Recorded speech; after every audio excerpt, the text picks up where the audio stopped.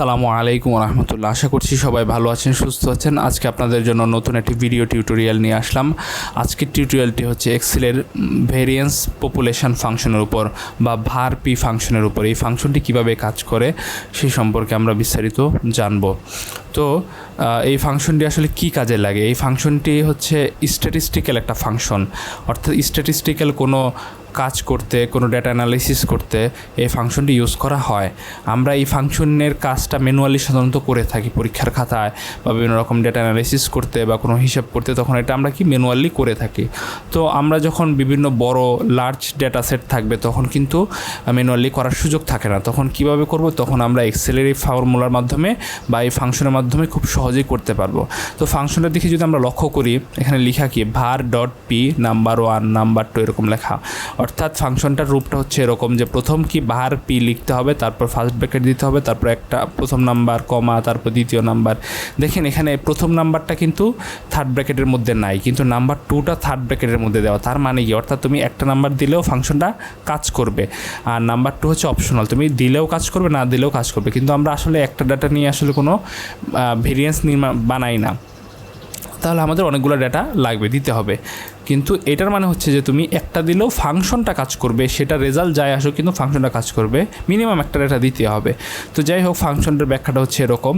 তো এখানে যদি আমরা ডেটা সেটে লক্ষ্য করি, এখানে বিভিন্ন একটা ব্যক্তির যদি চিন্তা করি, কোনো একটা ব্যক্তির কোনো একটা বাড়ির মান্থলি যে ইলেকট্রিসিটি ইউজেস, এটার যদি পরিমাণটা দেখি আমরা এখানে 250, 270 টাকা, 260 টাকা যদি আমরা এটা চিন্তা করি, হ্যাঁ, জানুয়ারি মাসে সে 250 টাকা ইলেকট্রিসিটি ইউজ করছে, অগাস্টে 300, এরকম বিভিন্ন 12 মাসের হচ্ছে ইলেকট্রিসিটি ইউজেসের হচ্ছে পরিমাণটা এখানে দেওয়া আছে। সো এখন যদি আমি চিন্তা করি যে এটার হচ্ছে এই যে এটা আমার হচ্ছে টোটাল ইনফরমেশান, আমি কিন্তু এখানে সিলেক্ট করে নেই নাই জানুয়ারি ফেব্রুয়ারি মার্চ নেই নাই, আমি কি পুরো একটা বছর নিছি, মানে সব নিছি, সব নেওয়া হচ্ছে পপুলেশান। হ্যাঁ, সো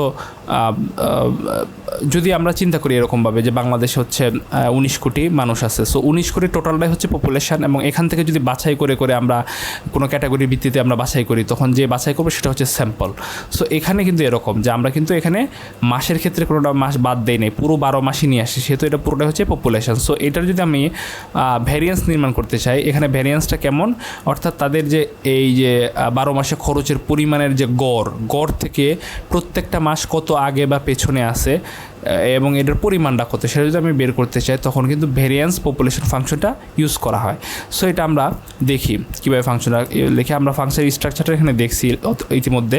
তো এখন ফাংশন আমরা লিখি, আমরা জানি ফাংশন লিখতে কী দিতে হয়, ইকুয়াল সাইন দিতে হয়, দিলাম, তারপর লিখব ফাংশনের নাম VAR কি .P, এই যে চলে আসছে কিন্তু অলরেডি। তো আমি এখানে ডাবল ক্লিক করতে পারি, অথবা আমি কিবোর্ডের ট্যাব বাটন প্রেস করতে পারি। তো আমি এখন ডাবল ক্লিক না করে কিবোর্ডের ট্যাব বাটন প্রেস করলাম, করার পর বলছে দেখাচ্ছে সে কীভাবে ফাংশন আমার লিখতে হবে। তো VAR.P লিখার পরে ফার্স্ট ব্র্যাকেট দেওয়া আছে অটোমেটিক, বলছে নাম্বার 1 দাও, নাম্বার 2 দাও। এখন আমি একটা করে দেবো, একটা করে দিলে তো অনেক পরিমাণ সময় নষ্ট হবে, এবং আমার তো 10টা 20টা ডেটা থাকতে পারে না, আমার কাছে হাজার লাখ বা মিলিয়ন ডেটা আমার কাছে থাকতে পারে।